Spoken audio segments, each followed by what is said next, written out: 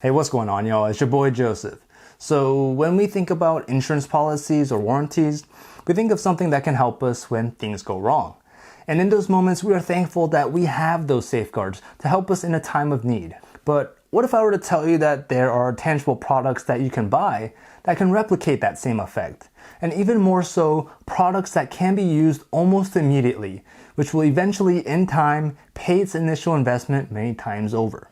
Fortunately, there are. So in this video, we're going to talk about 8 items you can buy that can achieve those purposes. We'll go into the reasoning behind why you should buy these items and how you can apply these into your everyday life, so you can save a lot of time and money in the long run. So the first one we're going to talk about is an UPS, which stands for an uninterruptible power supply. This is essentially a beefed up power supply attached to a smart battery pack that you use to protect your expensive electronics during a storm. Many times in a storm, you can encounter brownouts, blackouts, or unstable spikes in electricity, and these are harmful to many electronic devices. And while these are typically used in an IT infrastructure, they can be useful when you have a dedicated media room with a TV, gaming console, speakers, or even like a computer setup. They can provide a stable battery source that can prolong the usage of a device long enough for when electricity comes back on, or for you to manually turn them off properly. Personally, for my case, I have a gaming computer with 3 monitors that I use for my work,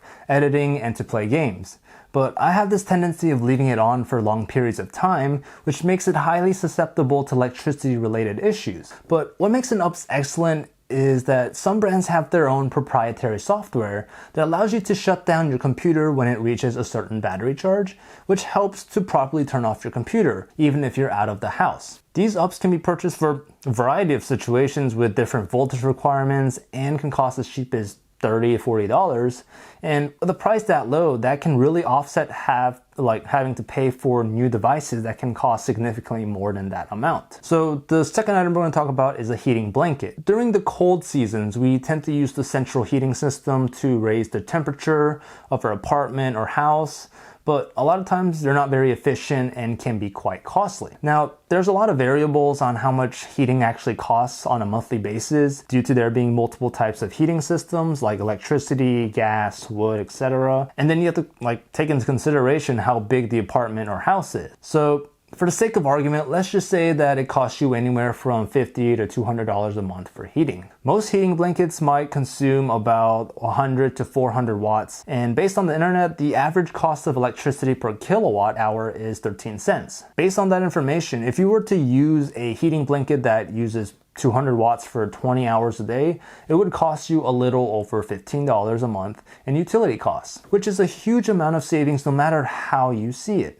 And what's great about a heating blanket is that you trap the heat in when you have it over you. So it's not like a space heater, which by the way costs more to use, where the moment you turn it off, it feels cold again. So in essence, you may not need to use the heating blanket as long as you think, and you can further save on costs that way too. The third item we're going to talk about is the opposite end of heat, which is a portable fan. I would say for me, I tend to be hot most of the time, so I usually have some sort of fan running when I'm at my desk or when I'm sleeping. But the great thing about these fans are how dirt cheap they are to operate. They can cost like a mere couple pennies to work per hour, and even just looking at it from a monthly basis, that can save you a good amount of money as opposed to using an air conditioner. Now, the only thing I want to point out is that while a fan can replace the air conditioner in most seasons of the year, I don't think that's the case during the summer seasons when there's high heat and high humidity. And the reason for that is because of how a fan actually works. See, the reason why a fan is cheap to operate is because fans don't work by cooling the air, but by moving the air, which allows faster evaporation of moisture on our skins, giving us the cooling effect. So when you use a fan in a room that is 80 degrees, it will remain 80 degrees. However, by using an air conditioner in combination to a fan, you can allow the cool air to circulate faster and reduce the amount of degrees needed to cool down, but also feel just as comfortable while saving a good amount of money. In fact, for each degree that you shave off, you're saving about 4% in utility costs, and that can be the difference of an easy $50 per month. The next item we're going to talk about is a phone case with a screen protector. I don't know why, but I think this should be a given, but it doesn't seem to be the case. And I've seen too many instances where someone's phone is cracked, and I just think how?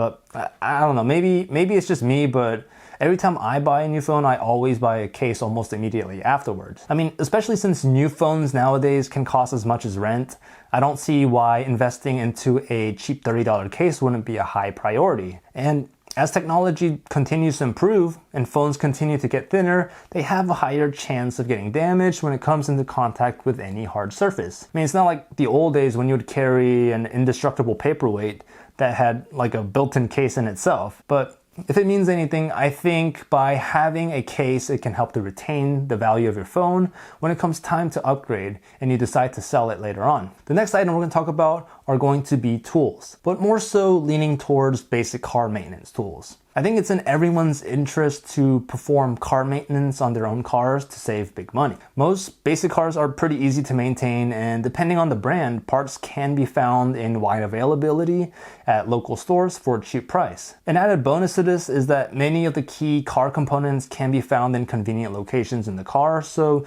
you don't have to go under the car for every little thing. And while initial investment of maybe $200 for tools may seem high, it can pay for itself over a few oil changes or something big like replacing a timing belt. A quick example for my case was that I had to change out my transmission fluid and filter for my car. And I know that example is going to be very specific because my car is somewhat different as it's a diesel with a dual clutch transmission, so the higher cost may be justified, but out of curiosity, I wanted to see if it was worth it for someone else to do it for me. So I called a couple places and I got quoted anywhere from $900 to $1,200 to do it. And I didn't like those figures, so I ended up doing it myself. I bought the parts for $90, looked at a bunch of YouTube videos, read on some forums, and I was able to do it within an afternoon. So if I can do it, so can you. The next item we're going to talk about is a dash cam for your car. The good thing about dash cams are that they're relatively cheap, and a decent one can be had for about $40. And given that, you can install one within a couple minutes, and it's something that definitely pays for itself after one accident. Now, I'm not trying to hate on anyone, but there's a lot of terrible drivers on the road, and while a dash cam won't prevent you from getting into an accident, it can help you into cases where you get into an accident and the other person tries to spin a story to put the blame on you. And in that case, it can be a toss-up with who to believe, especially coming from the perspective of the police or your insurance carrier. So by having a dash cam, you can prevent this awkward stage and just bring up your footage after they've finished telling their version of the story to the police. And this can help to avoid getting issued violation tickets or preventing your insurance premiums from significantly going up. Personally, in the decade or so of driving, I've only been in one accident where I was rear-ended at a red light. But as much as I wanted them to lie about their story, just so I could be like, oh, well, actually what happened is this, but that actually didn't happen and they told the truth. But I'm trying to imagine, like, what if they didn't do that and I didn't have a dash cam at the time? Then yeah, it would have been a big problem. But even though it's only been one instance for me, I think it's still a good thing to have because I've encountered countless times where I could have been hit by someone, and that alone would have been helpful if the worst did happen. The next item is sort of a continuation of a dash cam but serves a different purpose, and that is a Nest Doorbell or similar like security cameras. I think stranger danger is a real thing, and for me, even though it looks like I got muscles, I don't underestimate the craziness in strangers, and neither should you. With that in mind, I think as a given, these are great items to buy to help with security when someone's at your door late at night doing sketchy things or when someone's trying to break into your house. I think that just by having some sort of visual camera out in the open is enough to discourage people from attempting to rob your place. But if that's not enough, these devices are smart. So they can record and notify your phone of any motion detection, which can allow you to talk into the camera and give the impression that you are home when you're not, or to call the cops if things do escalate. As an added bonus, I think it can help when you order packages and you don't receive them, or someone snatches them and what do you know, you have proof showing what happened. And I think for those reasons alone, that can help save a lot of trouble in the end, and is worth getting for almost everyone. Now the final item is more so a specific item that I have used, but it falls into the general idea of a portable crock pot. lot. And this item is the Hot Logic Food Warmer. So the whole idea behind this is to save money by bringing your own lunch to work instead of buying out, but better. Now the big problem with a lot of food warmers are that they only warm up your food, which doesn't really solve any problems if you bring your lunch in and they have a microwave in the break room. But the great thing about this product is in its dual purpose abilities by being able to cook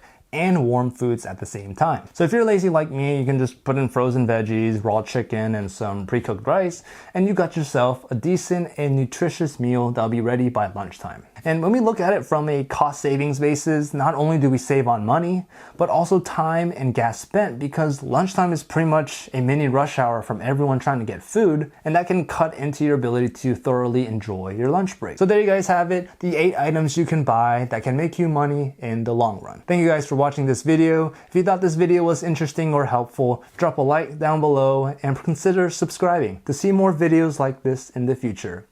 In any case, hope you guys have a great rest of your day, and I'll see you guys in the next one.